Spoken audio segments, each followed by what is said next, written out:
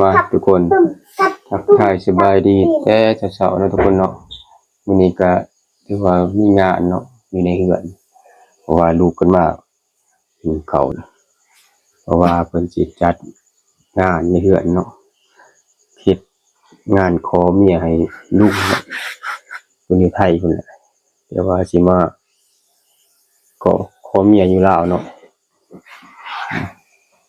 มาแต่บ่ทันแจ้งว่าเขาเพิ่นสวยนี่ในสิมากลูกขึ้นมาคั่วเป็ดทุกคนเลยเป็ดอยู่ในสุมประมาณ2ตัวเนาะญาติบ่ทันเดี๋ยวเพิ่นผู้ใหญ่เพิ่นมาทุกคนตัดภาพมาบาดนี้ก็ถือว่าแจ้งเลยเนาะทุกคนเนาะก็ถือว่าบ่เป็นการเสียเวลาก็ถือว่าจับเป็ดเลยทุกคนเอ้ยมัดปีกมัดขาแล้วก็เกี่ยมสังหารทุกคนถือว่า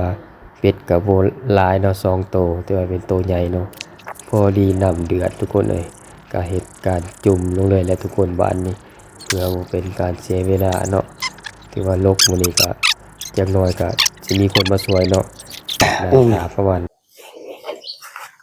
ลวกเลยเห็นยังฮะลวกเลยยังย่างกันบ่สิลกบ่เป็ดมาฉันเป็ดเจ้าผู้สองบ่บ่เป็ดเขามาเด้เอามาแต่บ้านมันน้อยแม่นเป็ดเขาลูกชายลูกสีบ่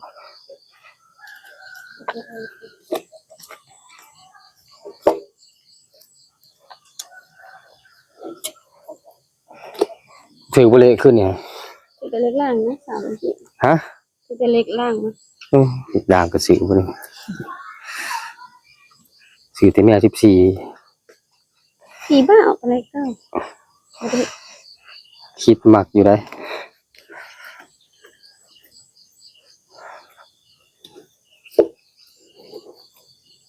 ยังบวยนั่นน่ะเถียง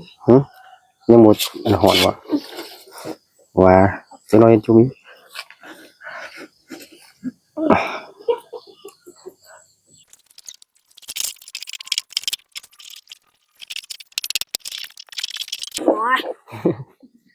สิเฮ็ดหมอดุมใช่ไหม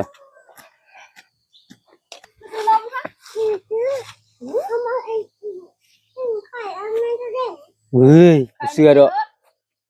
มีเงินอยู่บ่เลยบ่มีซ้เอาเงินได้ซื้อแน่ใส่คือหายเขาเงินนี่ใส่ว่าใหญ่มากสิหายเขามันคือยังเอาเงินเขาอยู่ว่ายังใหญ่มากเองสิหายขึ้นแล้วเพิ่นว่าหายกว่าใครเลี้ยงมึง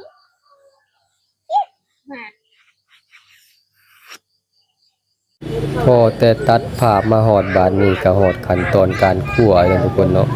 ก็ถือว่าเมนูมื้อนี้ก็สิเป็นลาบทุกคนเลยลาบเป็ดต่อมาเนื้อเป็ดมันจะแดงๆเนี่ยทุกคนเลยเป็ดผู้ใหญ่เบิด2ตัวเนาะถือว่าเหตุการณ์คั่วแล้วก็สิเอามาคั่วให้ทุกคนเลยถือว่าเฮาก็บ่ได้อยู่เนาะตอนเพิ่นจัดเพิ่นแต่งเนาะเฮาก็ออกไปแล้วจึงกลับมาฮอดก็พอดีฮอดตอนเพิ่นคั่วแล้วได้สุกเป็นอ้ายพร้อมแซ่บทุกคนเกี่ยวกับผักหญ้าคาคิงก็เกียมเรียบร้อยแล้วทุกคนเลยมาเบิ่งกันป้ามีแต่ผักสดๆเนาะ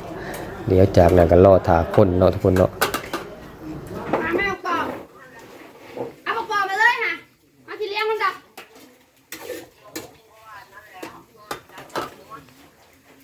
เอามาแล้วปุ๊บสุดท้ายก็เรียบร้อยทุกคนเลยก็ถือว่าเสร็จเป็นที่เรียบร้อยเนาะเมนูลาบเป็ดและก็ต้มเป็ดทุกคนเลยเบิ่งหน้าตาอาหาร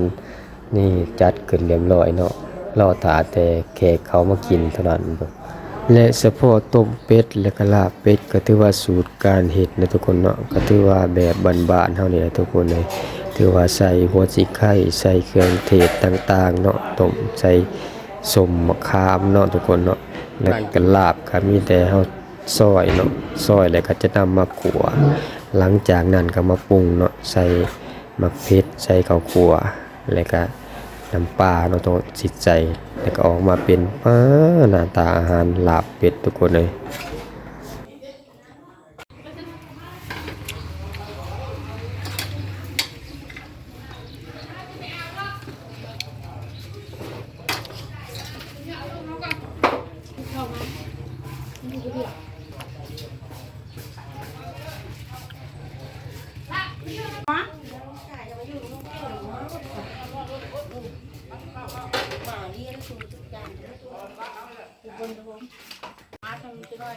วันลง